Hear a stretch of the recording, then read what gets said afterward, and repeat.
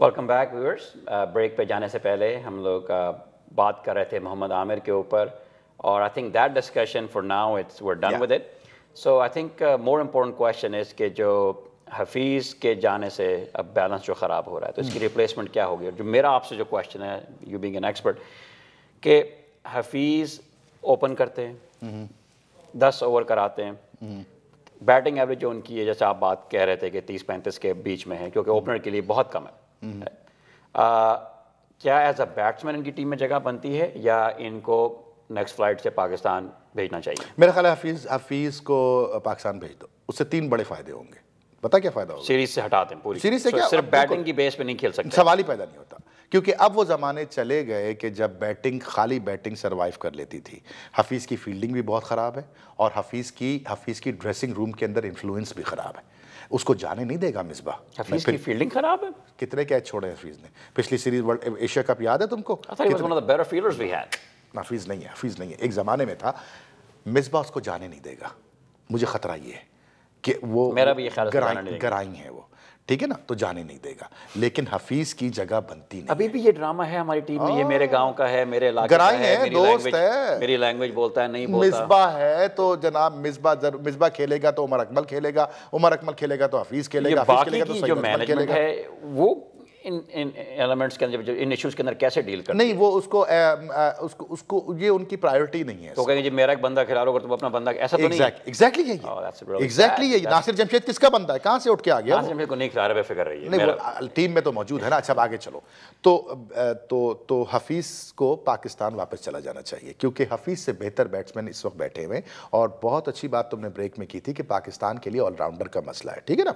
और क्योंकि जो 10 ओवर निकाल दे, 10 भी ना निकाले, 5-6 भी निकाले। मैंने कल जब बात की थी तो मैंने कहा था ना, फवाद आलम का जिक्र किया था ना, और मैंने आपसे अनवर अली का भी जिक्र किया था। मैं ये चाहता हूं कि फवाद और अनवर पाकिस्तान टीम के परमानेंट स्ट्रक्चर बन जाएं। तो रज़ाक और अजहर जैसी कॉम्बिनेशन, जैक कैलिस और उस तरह से, जिस तरह से एक जमाने के अंदर शॉन पॉलक था, जैक कैलिस था, ये लड़के थे। ऑस्ट्रेलिया का भी शेन वॉटसन खेलता है, मैथ्यूज है, एग्जैक्टली इस तरह से। एग्जैक्टली। तो इस वक्त पाकिस्तान को उसकी जगह, हफीज़ की जगह फवाद को तो फौरन बुलाना पड़ेगा, there is no question about it, ठीक है ना। लेकिन वो हफीज़ को वापस नहीं भेजेंगे। मुझे प्रॉब्लम ये, 2 वनडेज खिलाएंगे और कहीं हफीज़ स्कोर कर गया तो फिर तो वो पूरे 5 वनडे खेलेगा और वर्ल्ड कप भी खेलेगा एज अ बैट्समैन, लेकिन उसकी जगह बनती नहीं है मेरे ख्याल से। अल्लाह करे ऐसा हो जाए कि अगर अच्छी बैटिंग कर ले, 50-60 हर मैच में कर ले, तो हमें क्या, हमारी कोई जाती दुश्मनी थोड़ी है उससे। लेकिन हफीज़ का रिकॉर्ड देखते हुए ये अंदाजा होता है कि 25-30 उसका एवरेज रहेगा और एक आध मैच में वो अच्छा खेल जाएगा। This is what. लेकिन जब ऑस्ट्रेलिया जाएगा, ओवरऑल एवरेज जो है वो झूठ नहीं बोलती। आई मीन एक बंदा अगर ओपन कर रहा है कंसिस्टेंटली, पता नहीं कितने मैचेस खेल चुके हैं, बहुत सारे, और उसके बाद अगर उसकी एवरेज लो 30s में है, नहीं opener, so you can look at 1 or 2 good innings and then say क्योंकि जी अब उन्होंने 2 इनिंग्स अच्छी खेल रही, इनको 8 मैच और खिलाओ। तो जब आप लोग नंबर्स देखें तो इस पर ज़रूर देखें कि ओवरऑल एक बैट्समैन ने कितने मैचेस खेले हैं और उनकी ओवरऑल एवरेज क्या है। तो 1-2 इनिंग को देख के आप ये नहीं कह सकते कि consistently is that. That's exactly right, exact. Match winner, यार खुर्रम, मैच विनर की बात किया करो ना, जो मैच को टर्न कर दे। अभी लास्ट जो टेस्ट मैच हुआ है न्यूजीलैंड से, उसमें असद शफीक ने सेंचुरी बनाई ना, दूसरी इनिंग में सेंचुरी बनाई ना, बहुत मुश्किल सेकंड में बनाना। कितनी खूबसूरत बैटिंग करी और कहां शॉट मारे और हर एक को चौके छक्के मारा। क्या फायदा जब जरूरत थी तुम्हारी सेंचुरी की पहली इनिंग में, जब पाकिस्तान जो था डेफिसिट में जा रहा था, उस वक्त तो तुमने बनाई नहीं। तो वही वाला हिसाब किताब जो इंजमाम और टंडोलकर में शोज फाइटिंग स्टाइल, राइट? ठीक है, सेकंड इनिंग के अंदर पूरी बैटिंग लाइनअप आपकी फेल हो गई और एक लड़का खड़ा होके, उससे उसका क्रेडिट हम नहीं ले रहा क्रेडिट, लेकिन मैं तुमको क्रिकेटिंग वर्ल्ड के मेरिट्स बता रहा हूं कि क्रिकेटिंग, जब आप एक बड़ी बिग पिक्चर देखते हैं तो ये देखते हैं कितने मैच जितवाए, is he a match winner. अब देखो, मैं तुम्हें इंडिया की टीम की तरफ लेके चलता हूं। Ajay Jadeja by himself is a match winner. Shikhar Dhawan is a match winner. Virat Kohli is a match winner. Dhoni is a match winner.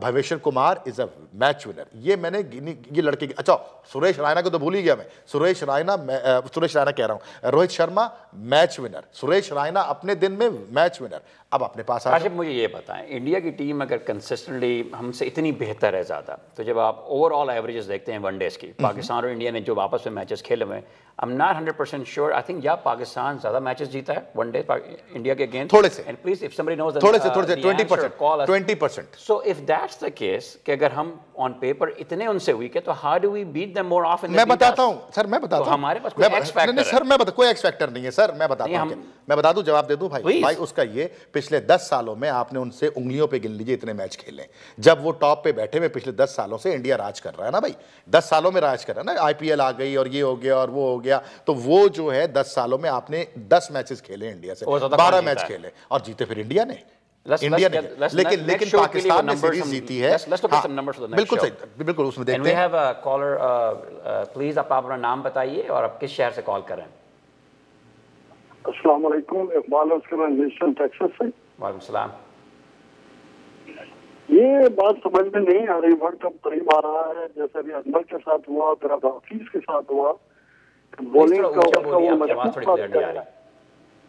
Sir आपके यहाँ सिस्टम कुछ खराब है, मैं काफी देर से नोट कर रहा हूँ, जो भी आपको कॉल करता है आपको सही आवाज नहीं आ रही। राइट, आप ही आप थोड़ी बेहतर हुई, प्लीज गो अहेड। ये अजमल के बाद फिर हफीज का जो चक्कर शुरू हुआ है, ये बात समझ से बाहर है। इसमें आईसीसी वाले सारे उनको देखते रहते हैं इतने अर्से से, अब जब वर्ल्ड कप खरीद आ रहा है तो दिन भर का वो बॉलिंग एक्शन मशकूक नजर आ रहा है, ये बात समझ में नहीं आ रही। आप क्वेश्चन एग्जैक्टली वही बात कर रहे हैं जो काशिफ को बहुत बॉदर कर रही है कि अभी 8 दिन रह गए वर्ल्ड कप में, फिगरेटिवली स्पीकिंग के थोड़े से, तो सवाल क्या था इनका कि मोहम्मद हफीज, मैं वही आईसीसी अचानक क्यों जाग गया भाई, क्यों ऐसा कर, और वो भी पाकिस्तानी के बॉलर नजर आ रहे हैं तुमको, अश्विन नजर नहीं आ रहा तुमको वहां पे जडेजा नजर नहीं आ रहा तुम वहां भवेश्वर कुमार नजर नहीं आ रहा, तुम्हें लास्टिक मलिंगा नजर नहीं आता, तुम्हें मेंडिस नजर नहीं आता श्रीलंका का, क्या बात कर रहे हो? मेंडिस का एक्शन देखो, ये पूरा 15 डिग्री क्या 27-28 डिग्री पे आके वो लड़का यूं मारता है, ये फिंगर मारता है, ये मिडिल इंडेक्स फिंगर के साथ खेलता है वो। मुरलीधरन अब कितने जमाने तक, मेरा नहीं ख्याल उसको कराची में कोई गली में क्रिकेट खेलने देता, एग्जैक्टली जिस तरह के तो साहब इसको कहते हैं ये बट्टा फेंक रहा है, आई मीन बिल्कुल हम तो हिस्ट्री में इसको क्रिकेट मतलब बहुत ज्यादती करती है। और ये लड़कों के ऊपर हमारा मसला यही है, जो मैं पहले अर्ज कर रहा था कि हमारी रिप्रेजेंटेशन आईसीसी में प्रॉपर नहीं है, हमारे साथ जो चाहे जब चाहे जैसे चाहे, तो उस वजह से वही वाली बात है कि कुछ वो हमारे खिलाड़ियों को ज्यादा उठा के फेंका जाता है इस तरह से। इंडिया के किसी खिलाड़ी को फेंक के दिखाओ, कोई नहीं फेंक सकता। 10 दफा सोचते हैं उनके किसी भी प्लेयर पे उंगली उठाने से पहले 10 दफा सोचते हैं। तो बहरहाल तो कोई दो राय नहीं है। और उसमें भाई खुर्रम, इसमें मसला क्या है? इसमें फाइनेंशियल इशू, सारा खेल 70% आईसीसी के रेवेन्यू का है। सर आपके सवाल का जवाब सिंपल सा यही है कि आईसीसी को बाकायदा हिंदुस्तान, जब श्रीलंका की टीम आई थी ना पाकिस्तान, अभी जिसपे फायरिंग हुई थी और उसके बाद से फिर वो जो हादसा और सानिया पेश आया था, उस वक्त श्रीलंका को धमकी दी थी हिंदुस्तान ने कि तुम पाकिस्तान नहीं जाओगे, और उस वक्त श्रीलंकन बोर्ड ने फैसला किया था कि हम जाएंगे।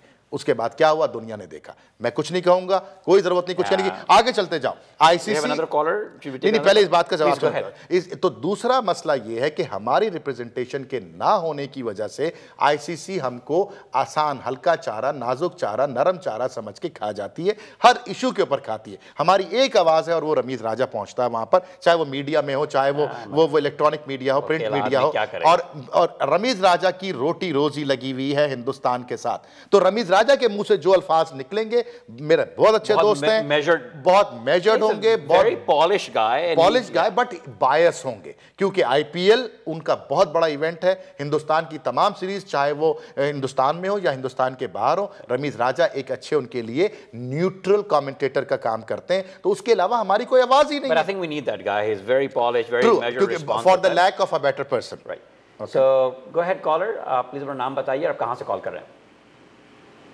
जी मैं फिलाडेल्फिया से कॉल कर रहा हूँ, मेरा नाम शमीम है।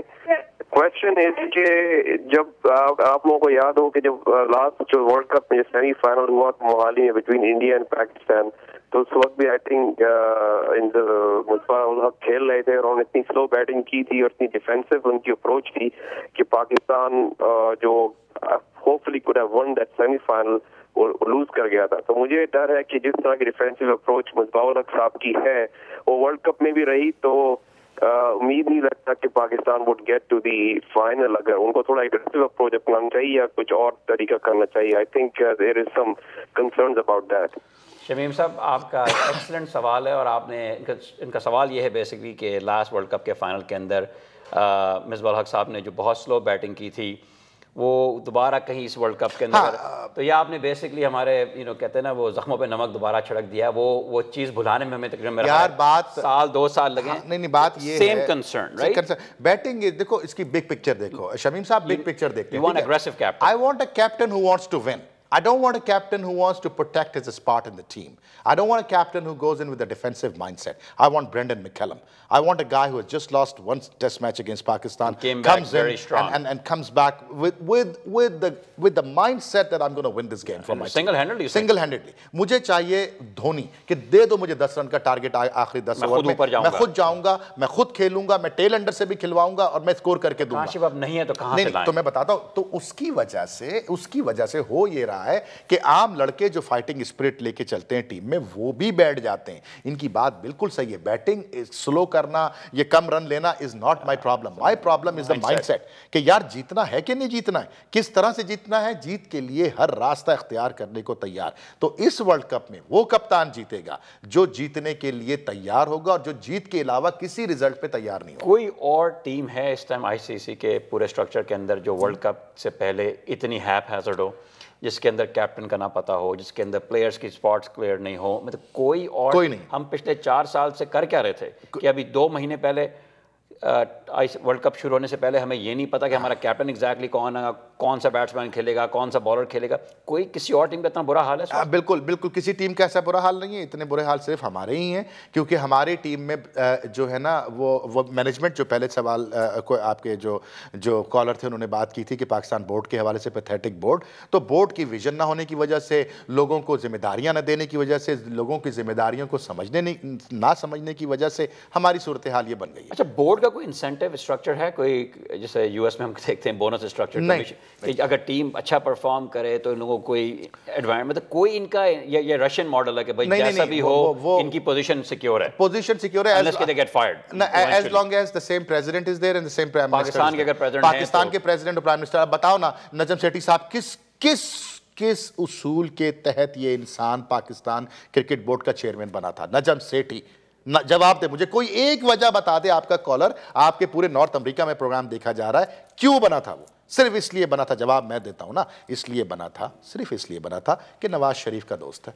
और सुनने में आया, इमरान खान साहब से पूछें तो वो बताएंगे कि जी 50 पंचर और 40 पंचर और ये सीटें दिलवा दी पंजाब में, क्योंकि वो पंजाब के उस वक्त वो गवर्नर थे जिस वक्त इलेक्शन हुए, उसके इनाम और तोहफे के तौर पे बात पीसीबी के। और आज भी पीसीबी के वो तमाम धंधे जो हैं वो बैकडोर से नजम सेठी साहब ही चला रहे हैं। यार ये तो आपके मुल्क का हाल है, ये तो आपके पॉलिटिकल लीडर्स का हाल है। ये मुशर्रफ साहब उठा के ले गए जनाब आपके यहाँ से पीसीबी के चेयरमैन नसीम अशरफ साहब को, यहाँ से चले आज पीसीबी के चेयरमैन। शोएब अख्तर का कैरियर तबाह करने में उस आदमी का जितना हाथ है, यकीन मानो कि उतना तो अमेरिका का अफगानिस्तान में नहीं जितना क्या उसने उसमें नहीं। मगर शोएब अख्तर का अपना ही बहुत बड़ा वो है, लेकिन शोएब अख्तर को जिस तरह मिस हैंडल किया, अपने आप को कोई खुद फेवर्स नहीं किया। बिल्कुल सही, लेकिन उनका जो एटीट्यूड रहा है, बिल्कुल मैं एग्री करता हूं, लेकिन ये कि ये वो प्रॉब्लम है मेरे भाई खुर्रम कि जिसकी वजह से कौमें पनपती नहीं है। क्रिकेट की तबाहकारियां इन तमाम वजूहात की वजह से रोज बरोज बढ़ती जा रही हैं। आज हफीज पे पाबंदी लगी, अब आप रो रहे हो, अरे भाई किसको बुलाएं, फवाद को बुला लें, अनवर अली को बुला लें, 2 दिन रह गए, शो खत्म होने के लिए। कोई मसला नहीं है। तो इस वक्त आपको टीम पे बात करनी चाहिए। मेरे ख्याल से तुमने बहुत अच्छी बात की थी, फवाद को वापस लाओ, अनवर अली, अच्छा हफीज को क्या पता रात की फ्लाइट से वो आ रहा हो। We have a last caller आज के लिए, अगर आपकी परमिशन हो तो let's take one last call. Caller please अपना नाम बताइए और आप कहां से कॉल कर रहे हैं? मैं मिनहाजुद्दीन बात से शिकागो से बात कर रहा हूँ। शिकागो से, गो अहेड प्लीज। जब मोहम्मद जो है ना उनको बैन कर दिया गया है, तो क्या शोएब मलिक की टीम में जगह बनती है, वो ऑलराउंडर खेल सकते हैं? किस प्लेयर की आप बात कर रहे हैं? शोएब मलिक की बात कर रहा हूँ। शोएब मलिक जो है, शोएब मलिक, अच्छा मैं बात करता हूं, मोहम्मद हफीज की जगह खेल सकते हैं? ये आपने बड़ा खतरनाक सवाल कर दिया है शोएब मलिक के हवाले से। Excellent question, thank you so much for. Shoaib Malik की जगह नहीं बनती। शोएब मलिक की जगह नहीं, शोएब मलिक की जगह क्यों नहीं बनती मैं बताता हूं। शोएब मलिक की टॉप 30 में जगह नहीं बनती। मैं इसलिए जगह नहीं बनती है कि शोएब मलिक परफॉर्मेंस की वजह से बात नहीं कर रहा मैं। शोएब मलिक के टीम में आने से ड्रेसिंग रूम का माहौल खराब होता है, इसमें कोई दूसरी राय नहीं है, मल्टीपल कोई दूसरी राय नहीं है। एक आदमी जो कप्तान बना, एक आदमी जो ये बना वो बना, उसकी लॉबिंग हुई, उसके सियासी ताल्लुकात, उसका ये कोई खास नहीं। हाँ, वो T20 में खेलता है, T20 बिग बैश जाके खेल लेगा तो जनाब कैरेबियन प्रीमियर लीग खेल लेगा, उसके आगे पीछे कुछ फर्स्ट क्लास लेवल की क्रिकेट है, उससे आगे कुछ नहीं। अच्छा, तो कहने का मकसद ये अपने कॉलर्स को ये बात कल अब चंद घंटों के बाद तकरीबन अब मैच शुरू होने वाला है पाकिस्तान का। पाकिस्तान के लिए एक और प्रॉब्लम, मुझे खतरा जो नजर आ रहा है कि पाकिस्तान जो है वो 5 रेगुलर बॉलर ना उठा ले, मुझे प्रॉब्लम ये नजर आ रही है क्योंकि वो चार फुल टाइम बॉलर्स खिलाने अगर पाकिस्तान ने शुरू कर दिए तो पाकिस्तान टीम का बैलेंस मजीद खराब हो जाएगा। पाकिस्तान टीम को किसी तरह से बिलावल भट्टी, अनवर अली, फवाद आलम, ये 3 लड़के और शाहिद आफरीदी 4, ये 4 लड़के, उसके बाद 3 बॉलर्स। देखो प्लीज, इरफान जुनैद या इरफान वहाब रियाज और एक स्पिनर, वहां से यहां से शाहिद आफरीदी दूसरा स्पिनर और फिर 4 मीडियम पेसर्स। प्लीज खुदा के वास्ते ये लड़कों को खिलाना टीम के अंदर, क्योंकि अगर तुमने जुनैद, इरफान और फिर उसके बाद वहाब रियाज और जुल्फ़िकार बाबर या रजा हसन को ले लिया तो वो लास्ट 4 स्पॉट्स। मसला ये कि आपकी टेल वाकई टेल है, उसको बल्ला पकड़ना नहीं आता। ये कोई टेल न्यूजीलैंड वाली टेल नहीं है कि जनाब वहां पे उनका सोडी आकर के 50 मार के चला जाता है। हमारी ट्रू टेल है, तो वो प्रॉब्लम है। इसको टीम को देखें, चंद घंटों बाद ये पहला वनडे शुरू हो रहा है और दुआ ये करें, मेरा ये ख्याल है कि हफीज को घर भेज दें प्लीज, ताकि फवाद आलम जैसे लड़कों की जगह टीम में शोएब मकसूद और फवाद आलम की जगह बने। आप व्यूअर्स को रिक्वेस्ट करेंगे वाकई दुआएं करें, क्योंकि मेरा ख्याल है कि उसकी जगह नहीं बनती, मेरे हमारी पोजीशन काफ़ी ख़राब है पाकिस्तान की टीम की। तो थैंक यू सो मच आपकी तमाम कॉलों का, आपके सवालों का, आपके इंटरेस्ट का on a Sunday evening. We really appreciate it and will keep you posted. इंशाल्लाह आप भी देखें क्रिकेट के, तो इस हफ्ते में मैचेस होने वाले हैं, इसका बहुत बड़ा इम्पैक्ट होगा पाकिस्तान की वर्ल्ड कप की तैयारियों के हवाले से। तो बहुत शुक्रिया आपका और प्लीज़ हमें अपने दुआ में याद रखिए। Thank you so much.